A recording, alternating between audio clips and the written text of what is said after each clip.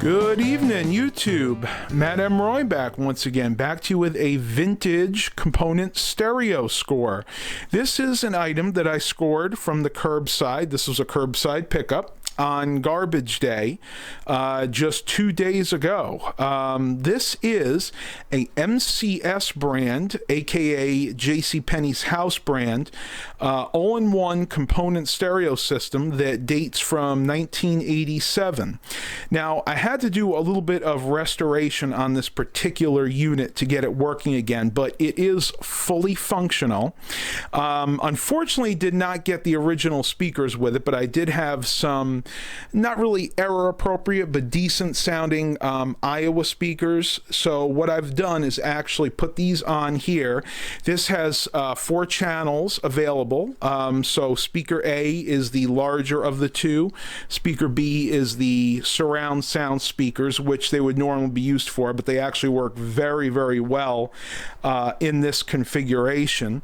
But let's go ahead and have a closer look at the stereo itself here. I will start down here with the CD player. Now, the CD player did not work when I first got it.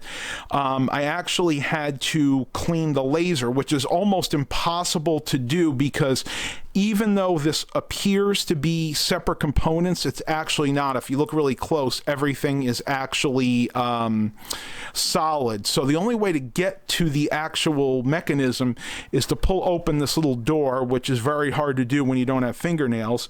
And I had pulled the drawer out, and all I did was spray in some electronic cleaner in there, let that work overnight, and then I put in a CD cleaner kit and then let that spin around and clean off the laser. And that's actually all I had to do to get the CD player to work, and it actually sounds really, really good now.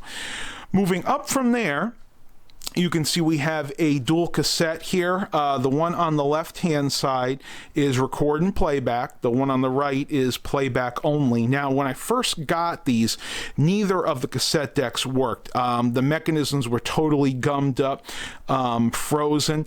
Oddly enough, it's not what you would think. The belts were absolutely fine, but what had happened was from sitting so many years unused, the grease had dried up. So I took that same electronics cleaner, which actually also acts as a lubricant, went and sprayed everything in there and worked the motors, basically the cap stands, manually with my fingers for a while to free them up, and then that's all that needed. Now the cassette players work flawlessly. Up here is your graphic equalizer. No problem whatsoever with that. It's got 1, 2, 3, 4, 5 settings per channel, so that's the left channel, that's the right channel.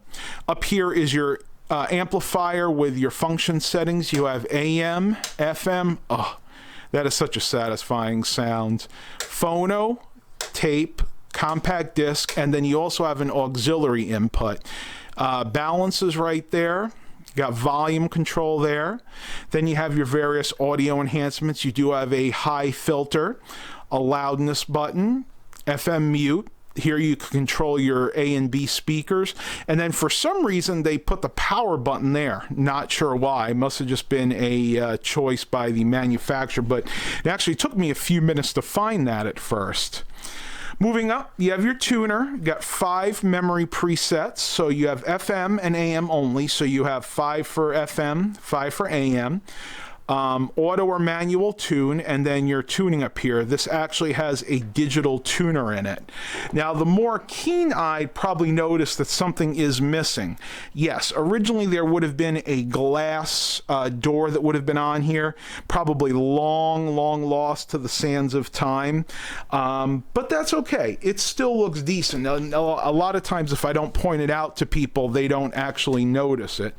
Let me go ahead and put this down. And then, of course, this beautiful wood grain. I would almost call this like a almond or maybe a maple. You pull that up, and you have your turntable. By no means a high-end turntable, probably a ceramic cartridge. It looks like it might have an Audio-Technica stylus there. Don't know why my camera can't focus on that, but it does say A there, so I'm thinking it's probably an Audio-Technica cartridge. Let's go ahead and turn this on, because the real cool part is actually seeing this thing power up. How quintessential 80s looking is that? I mean, come on, that is just so cool. The LED lights on all of the equalizers there, the switches, the same for the balance and the volume. It's just so cool. Unfortunately, I can't actually let you guys hear it because of YouTube copyright laws, but I will show you that everything functions. We'll go ahead and start with the, we'll start with the AM and FM radio. I can let you hear that. That's just a local AM station. Corruption in Ukraine, House impeachment managers have argued. Instead, the president's interest was on his own political prospects. His primary object is helping his reelection. FM. He remained in close contact with the White House after the disclosure of his planned trip to Ukraine in mid-2019. Now, Rudy is the key to Tape. I'll play a couple of seconds of this. Hopefully it won't be a match.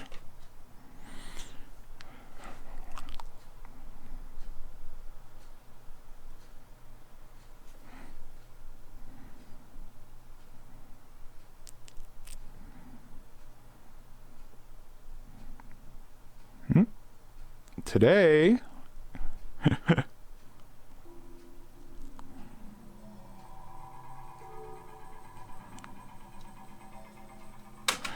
and the other side works equally as well. And then we'll go to the compact disc, which I'm not sure if I have one in there or not. Oh, apparently I do. Go ahead and play. And as you can see, that does work as well.